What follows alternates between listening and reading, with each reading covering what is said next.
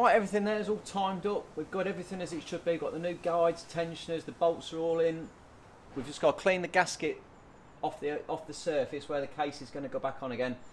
Put some new sealant on there, ready for the new, ready for the case to be installed back on again. The job itself hasn't been too bad so far. I've been quite pleased with it. Minimal damage, so yeah, hopefully we're going to be good. We won't know 100% until we put it back in the car, but we've got compression, so yeah, that was a big weight off my mind. That yeah, let's clean these surfaces up. Apologise for the wind today. It is blowing an absolute gale. It's horrendous. As I've done for the rest of the job, we're using the e-manual online, full BMW workshop, links in the description. A really useful bit of kit. Right, let's have a look. So we've got to scrape this off. This is the Loctite BMW sealant. I have bought genuine stuff to put back on it. It's a good test on the carport. It's not been up that long, a couple of months. And this is the worst winds we've had, so if it blows off, then I know my job was crap. So far though, it looks alright. Yeah, I'm so pleased I got it finished and got it done, because this job would have been a nightmare trying to get it in my garage and do it. So that's that side's pretty clean. And the same with these. I try not to drop any of the bits into the chains, so I can capture it all. And happy days, I've got one on here as well.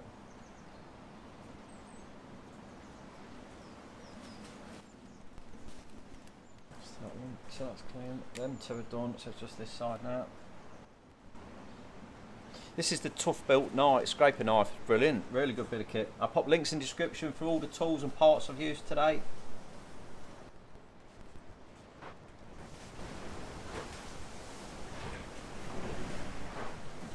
It's windy. It's horrendous.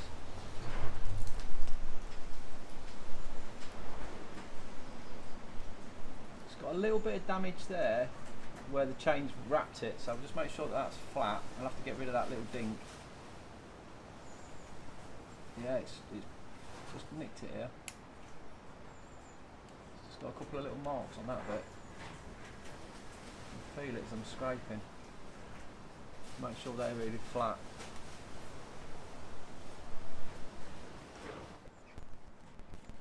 And again, that little bit there has got a small bit of damage to it.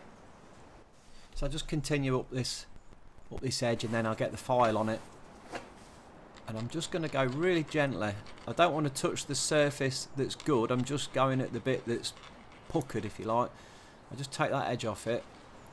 It's a very, very small bit of damage, but if I don't get rid of it and I put the casing back on, there is a possibility that it won't sit flush and we'll get an oil leak.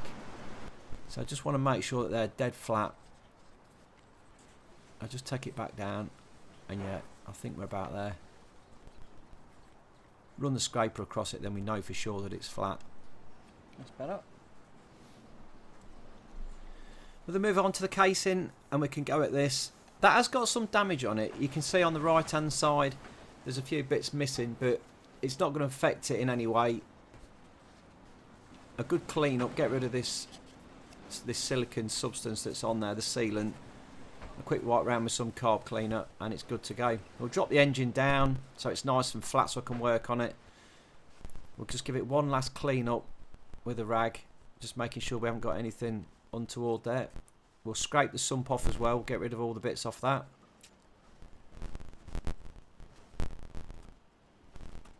I'm not going to put the sump gasket on while the engine's in this position, but I just want to be sure that it's clean while I'm here.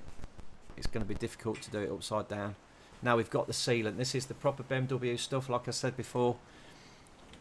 And we're going to go at it. And it's a 1 to 2 millimeter bead is what they're saying. Do you know what though? This is so hard to get out this tube. It's killing me, and I can hardly squeeze it. It's really, really gloopy. And I'm thinking, how am I going to do this? I've got to go all these surfaces, and I can hardly squeeze it. But you know, I've got to man up a bit. I put a glove on as well. Look, put a bigger glove on my hand. I made the nozzle just slightly wider, and it made it a bit better. So yeah, here we go. We're just going to go around all of these bits. I know you're not supposed to go all around the bolts, but hey, it's not going to hurt. These you definitely got to go round because these are in the oil part of the engine. But we're down here, all the way down the side, and all the way to the bottom, and then I'm just going to go around them just because I'm a bit sad and enjoy that. There you go, be on the safe side. Make sure we get that bit there done, another bead across the top, and those corners have got to have a little bit in them. So yeah, I think we're about there. So we put the gasket sealant on. We're supposed to leave that for 10 minutes before we can put the case on, so just let it sit for a minute. Have a brew. Just a quick one. Now, if you're wondering why I haven't replaced the oil pump chain, BMW said it's not the normal thing to do. They would normally, if they were doing it, would just be replacing the top chains and not this one, because there's no tensioner on it. It's very little load, and it's always submerged in oil, so it's the chain that really doesn't wear. So that's why I've just gone with it and kept that one on there. While I'm waiting for that to go off for 10 minutes, we'll clean this rocker cover down and just check inside here. But I'm just make sure that breather's okay. So you can pop the top off this. It's got little clips here, a bit fiddler, but underneath it we've got a little diaphragm. And if I pop that out, we can see what the state of the breather's like. Well, that's remarkably clean in there. That's ridiculous. That's spotless.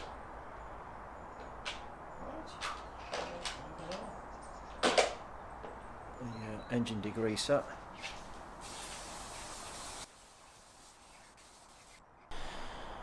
Just had a quick look around and found the wife's best vest top. I'm sure she won't miss it. Now this rocker cover is going to come back to bite me in the ass a bit later on in the video. Well, maybe not this video, but the next one. Yeah, we'll talk about that later. But we're giving it a good clean for now. Pop the breather back in again. It's a little one-way valve that, because it's a turbo. We'll pop that back in again. We'll clip the top back down on it. And it's all nice and clean, surprising. Tight to get on, but there we go. Looking as good as new. Cam sensor, somebody was asking about a cam sensor. That's where it's positioned, right at the back of the casing, where all the injectors and everything are sitting. So it is a bit of a get to get to. Then we'll move on to the oil pickup pipe there. We'll give that a really good clean out as well. Make sure there's no bits in there. No debris from the damage.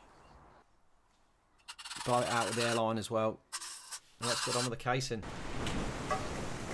Right, here we go then. So we've waited just 10 minutes and we can now drop that on. The idea is to get it onto the dowels at the back, at the bottom should I say, near the sump side. Locate it onto the dowels and then drop it in and pushing it up into place. This is one of the reasons why we had to take out the oil rear main seal on the crankshaft, because it would make it really difficult and you'd stand a real good chance of damaging the seal by putting this on in that manner. So we'll get that down. That looks like it's gone on snug. We can pop the bolts back in again. And again, using the manual, we've got the torque settings and the sequence settings. And we'll just nip them up to start with, just get them hand tight, and then we can work our way around doing them up a bit tighter. We'll get these ones in the top as well to pull that up. Again, get everything down hand tight, all nicely located. That's pulling that up now. I'm just nipping them down for now. 8 newton meters, it's not much. And just whiz his way around all of those. And then it's 90 degrees on each one. So it's 8 newton meters and then a 90-degree tweak. I'm just going around them all, make sure I haven't forgotten any, just giving them a quick tweak all the way around. Yeah, just to be 100% sure I haven't missed in it. I'm just going around the whole lot. Probably need a better torque wrench, to be fair. So these are officially 8 newton meters and then 90 degrees on the bar. But, nice and accurate, look. As we're turning these, you can actually see the sealant squidging out between the surfaces, so I know we've got a really good seal there. If you put too much on, it would all ooze inside the engine and you'd stand a chance of getting it into the engine and blocking your strainers up. Got a new rear main oil seal to go in as well.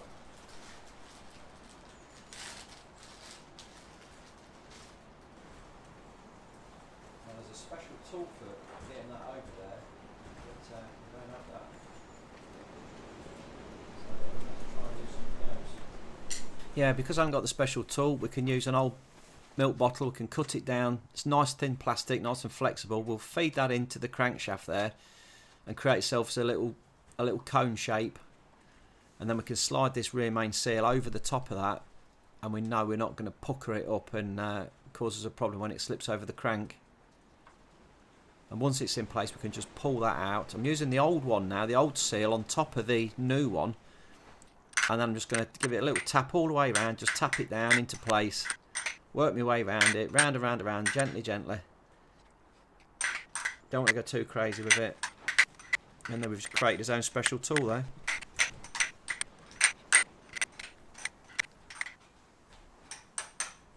You're only going as level as you, just up to the casing. We don't want to go any further than level. It will go all the way through, but we don't want to go that far. And I'm happy with that. That looks nice. We'll just pop our little bottle out. Job done. We'll spin the engine over, right over. We want to get the sump on now. So just give myself a bit of assistance with the crane because it is an heavy beast. We can put the oil strainer back on now. Pop that in on its O-ring. 2 bolts through. And then we'll just whip them down. Nip them up 10 Newton meters. Click, click.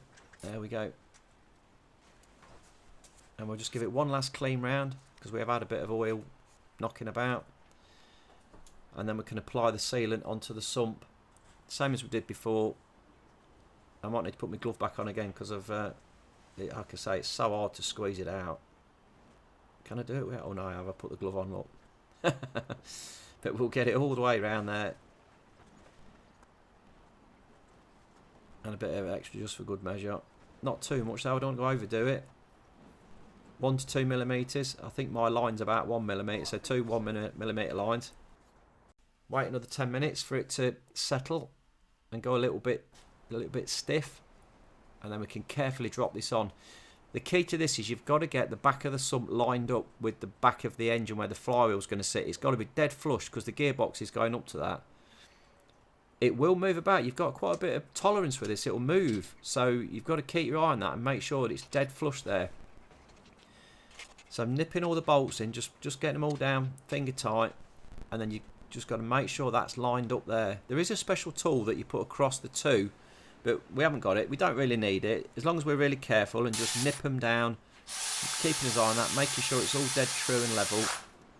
I can use a straight edge on it and just make sure that it's absolutely perfect. A little tap just for good measure, make sure it's dead right, and then we can do them up properly. So we'll whiz round them all, making sure we're still good. Where the bell housing is going to bolt up to it, and then we can 24 Newton meters. Torque these up, perfect. And we can get the engine up right now, get it the right way up, ready to build it back up again. We can get quite a bit on it on the engine stand before we put it back in the car. So we've got a magnetic pickup ring.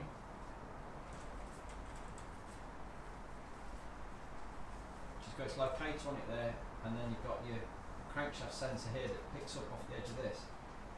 So this is like a segregated ring, although it just doesn't feel like it's got any segregations in it, it has. We need to make sure that's nice and clean before we put it on, and then we can drop the flywheel over the top of that, getting it located with its pin in the back as well. It'll only go on one way. Make sure it's up nice and flush. I've got a bag of new flywheel bolts because they are thread locked, and also it's an oil sealant because the crank has oil behind it, so these are sealing the oil in as well. Got the great Lexicon set again.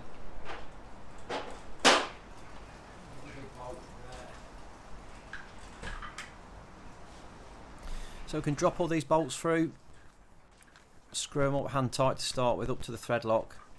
And then I'm going to get me Milwaukee nut gun on them. We can actually set the torque on this gun. It would be quite difficult to do it without it. You'd need to lock the crankshaft with a tool. There is a special tool to lock it, which you've got here. but I'm going to bang these up 120 newton meters on the gun, and then I know they're all nice and tight. We can put this DPF bracket back on now. Just lock that into place. The heat shield can go onto the manifold. Two 10mm bolts, and then this nasty little pressure pipe there. I've got to do that up because I did have trouble with that, didn't I, in the last video, if you remember. Now I'm going to pop the oil filter out, get rid of the old one. We'll have a new oil filter in there. I did go, when I was at BMW, I picked one up, but the actual casing on the car, it's got a stamping on it of Marley. So if you're ever wanting to buy a brand new genuine BMW oil filter, don't just get a Marley one. Yeah, it's the same thing. So we'll just pop that onto the head and we'll drop it back in, which the pin at the bottom just locates itself in as you rotate it, and we'll nip that up. We need to get this dipstick back in. Now I can't get it in through there, the O-ring just won't go back, it won't relocate, so I'm going to have to take off the bracket there for the engine mounting. Right, so I've got to go through there, but I need to be able to see what I'm doing. Okay, let's get that over there a little bit, we'll have that in there a bit. We'll have this thing there, push that down a little bit, push that in. Yeah, so if I just get it started and just gently press this O-ring back into its place, then I'm hoping I can slide the tube in and it'll all fall into position. Just put a bolt through that again, hold that in place. And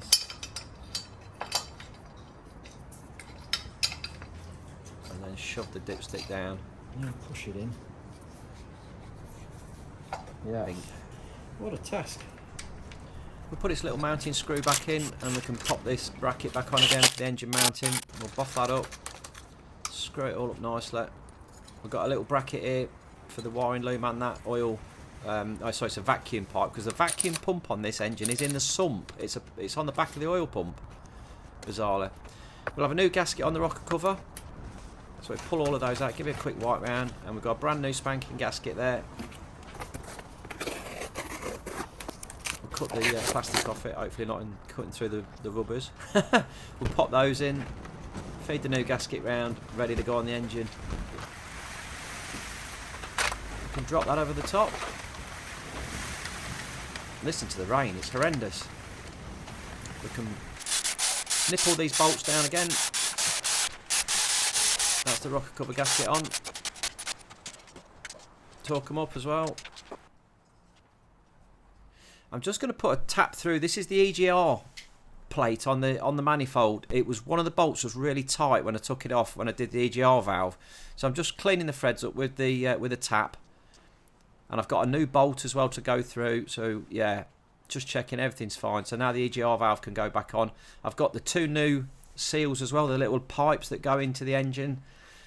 So everything on this is nicely new. Shouldn't have any leaks. And then we can nip those bolts up.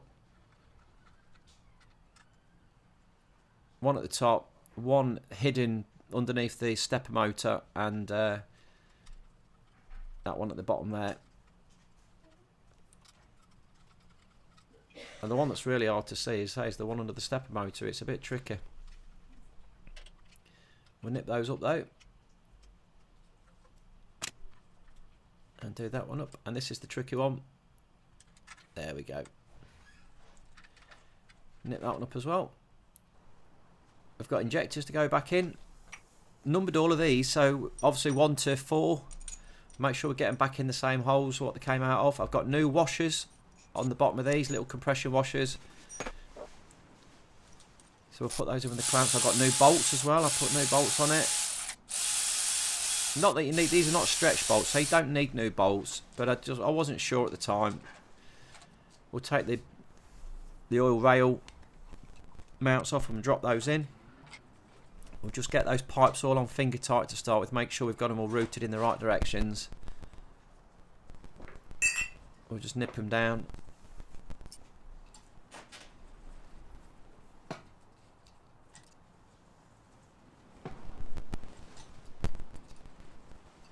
Bit fiddler. We'll put the clamps back on. 26 newton meters. 26 newton meters on the injectors, on the injector clamp. So they're not very tight. Oh, you know, I thought they might be tighter than that, but they're not. They're just, yeah, nip them down. We'll pull this bar into place now. That's all good. And then we can just do up these injectors, the pipes to them.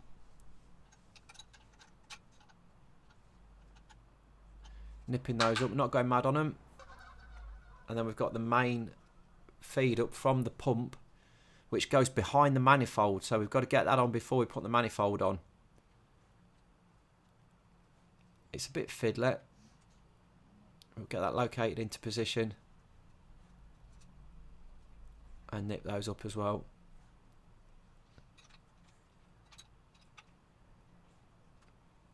There we go. Now the manifold can go back on again. All nice and clean after we've cleaned it all out. Got rid of all that carbon that was in there. There was a heck of a lot of carbon in there.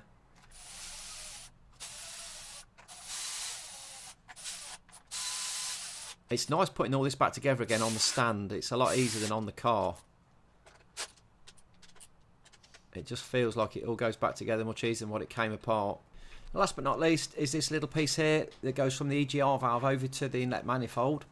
3 Torx bolts at the bottom, 2 10mm into the EGR valve that hold it all in place. Once this is on, we can get the engine back in the car, which is going to be in the next video. We'll just nip those up. Looking nice. Pleased with that. So there we have it. The engine's all put back together again, ready to go back in the car, all but for the clutch assembly. Now this is the SAC, the sack clutch self-adjusting. So that'll be the next video, resetting the self-adjusting clutch and putting it back on the flywheel, ready for it to go back in the car. So I hope you've enjoyed this one. We're nearly there. It's going to go back in, you know, we're about there. So join me in the next episode. We'll get that clutch fixed and get that sorted. Then we'll have the engine back in the car. If you've enjoyed the video, drop me a little thumbs up, like, subscribe. I'll see you in the next one. Thanks for watching.